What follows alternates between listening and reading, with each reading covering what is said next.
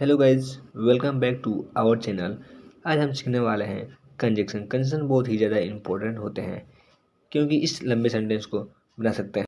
लंबे सेंटेंस जरूरी नहीं होते हैं, लेकिन आपने कई बार देखा होगा कि पैराग्राफ को एक ही सेंटेंस में ख़त्म कर दिया जाता है, तो वह पॉसिबल हो सकता है, लेकिन बहुत ज़्यादा इंपॉर्टेंट है, इसलिए इस वीडियो को एंड तक देखिएगा। Let's get started. हमारा सबसे सबसे पहला कंजक्शन है वाइल। वाइल का मतलब होता है करते हुए। वाइल का मतलब होता है करते हुए, मतलब आप कोई भी काम करते हैं हुए तो, और दूसरा काम कर रहे हैं तो वहाँ पर हम वाइल का प्रयोग करते हैं। एज फॉर एग्जाम्पल, वह पढ़ते हुए खा रहा था, मतलब वह पढ़ भी रहा था, खा भी रहा था। As for example, he was eating while studying.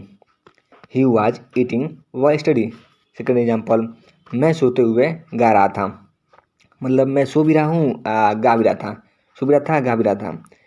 जैसे कि I was singing while sleeping.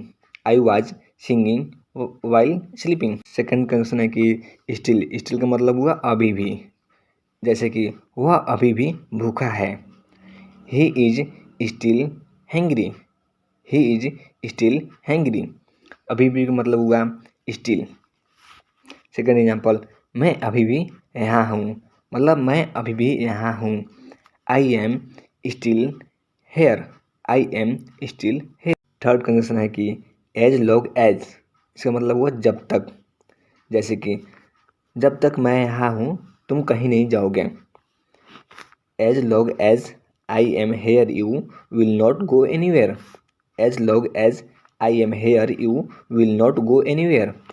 Second example, जब तक तुम बोलोगे मैं भी बोलूँगा। जब तक तुम बोलोगे मैं भी बोलूँगा।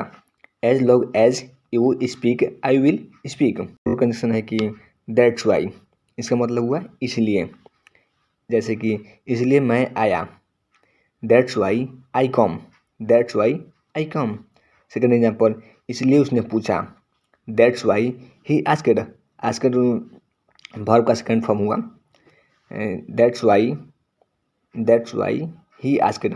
आस्क्ड मतलब वर्ब का सेकंड फॉर्म।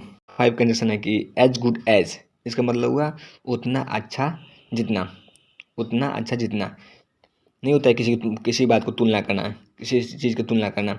जैसे कि क्या तुम मेरे जैसे बाइक चला सकते हो। क्या तुम मेरे जैसे बाइक चला सकते हो। Can you ride bike as good as I can.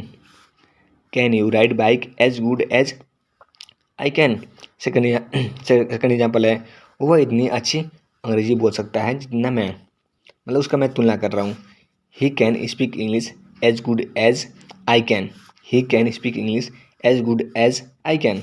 Next question है कि एज सुन एज। इसका मतलब वो जैसे ही मैं कहीं गया, जैसे ही वो आया, चाहे जैसे ही वो गया। एज फॉर एग्जाम्पल, जैसे ही मैं गया सब रोने लगे। As soon as I went all started crying. As soon as I went all started crying. Second example, जैसे ही उसने देखा। As soon as he saw. As soon as he seen. Next sentence, इधर। इधर का मतलब होता है कोई भी। वह भी नहीं आया। ही डिड नॉट कम इधर। डिड है तो इसमें भर का फर्स्ट फॉर्म लगेगा। सेकेंड एग्जाम्पल, मुझे भी वो पसंद नहीं आया। मुझे भी वो पसंद नहीं आया। आई डोंट लाइक दैट इधर। आई डोंट लाइक दैट इधर। एज फॉर एज, जहाँ तक। नहीं तो जहाँ तक मैं जाता हूँ, जहाँ तक खेलता हूँ, जहाँ तक कूदता हूँ, कुछ भी। एज फॉर एग्जाम्पल, जहाँ तक मैं जानता हूँ वह खेलता है। As far as I know he play. As far as I know he play. Second example, जहाँ तक वो जानता है हम खेलते हैं। As far as he know play. As far as he know we play. Next question है even then. इसका मतलब होता है फिर भी। एज फॉर एग्जाम्पल, फिर भी मैंने खाया। Even then I ate. Even then I eat. Second example, फिर भी उसने पूछा। Even then he asked. Even then he asked. Next and last condition है इवन। इवन का मतलब होता है तब। एज फॉर एग्जाम्पल, मैंने तुम्हें जानता तक नहीं हूँ। Even I don't know you. Even I don't know you. Next example है मैंने उसे बुलाया तक नहीं।